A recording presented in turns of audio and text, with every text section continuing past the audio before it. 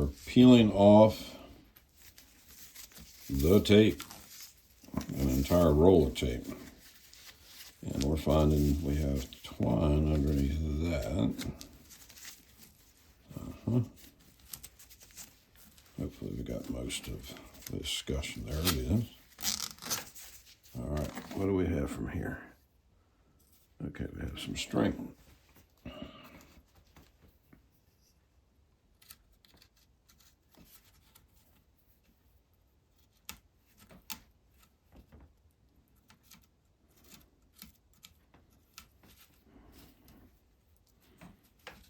Better string than wire.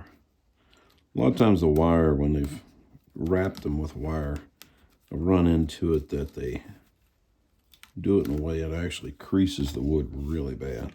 This actually has a little bit, ooh, look at that. The escutcheon's in good shape. Many times to get this tar off of here, you can either use on oil. Sometimes some of the glues and things of that nature, you can actually use like a peanut butter. It'll soften up stuff. But I would say it's going to take a little bit more than that. We have one screw here. We're loose across there. That's fine. Overall, the seam's not bad. Has a screw down here on the bottom. And just these two screws. That's good. So what we'll do is we'll take this all apart, clean up the mess that's off of this. Beautiful little escutcheon, still in good shape. It's fully engraved. We just got to get the tar off of it.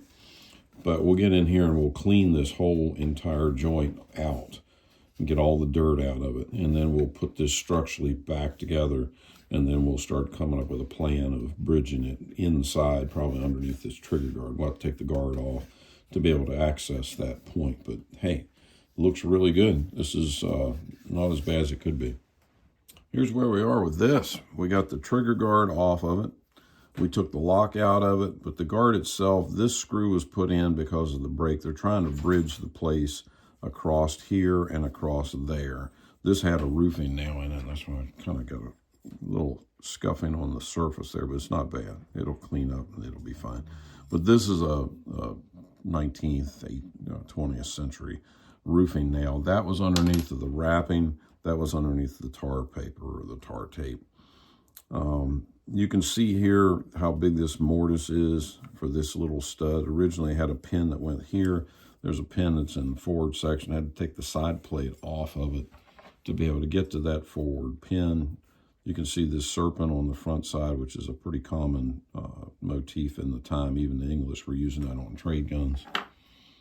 So the key is don't make too big of a mortise, because that's where it broke, was right here in this section where this pin went through, made for a weak spot.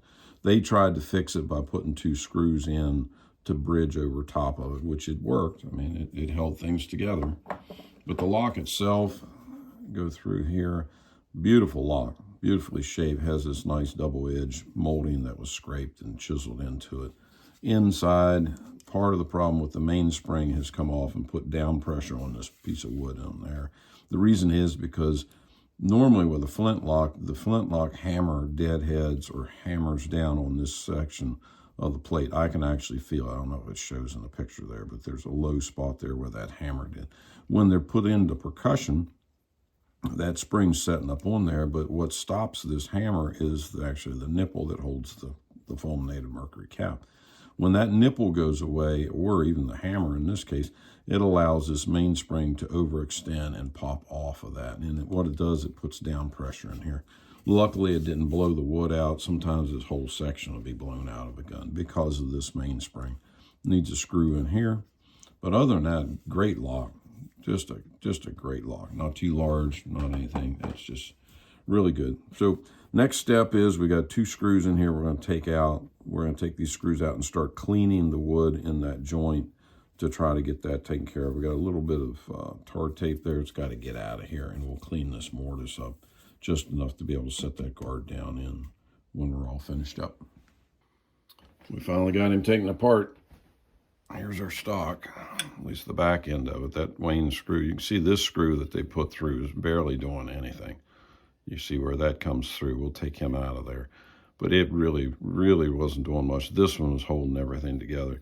We'll clean all this up to get down past all the dirt. You don't want your glues and things holding on to dirty wood.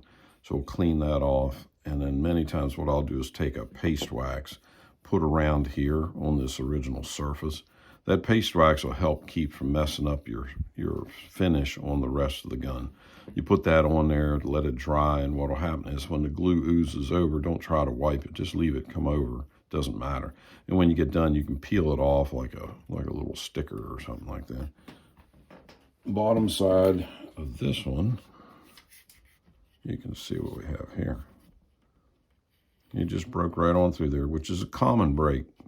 So many Kentuckys and Fowlers of the period crack through this section. This is where all the wood's being taken out. You can see somebody did a nice job. This is really the first time I've looked in here. Really did a nice job of the mortising, because you can see where the screw holes are. They didn't take too much out. There's still a lot of wood. You can see the split in the bottom side. I hope that shows right there. That's because the mainspring was doing this down pressure. That will end up needing to come up. We'll end up probably steaming that to get that to come back and bring all that back so it's secure. But we have a two-piece takedown stock. It's not the way it was meant to be, but we are going to put it back together. And we'll keep you posted as far as the rest of this kind of a booger right here, the way that broke out. That's a shame. But, hey, that's just par for the course. I mean, thank God we have the gun here. You know, at least all the main components. We can put it back together and make it presentable again.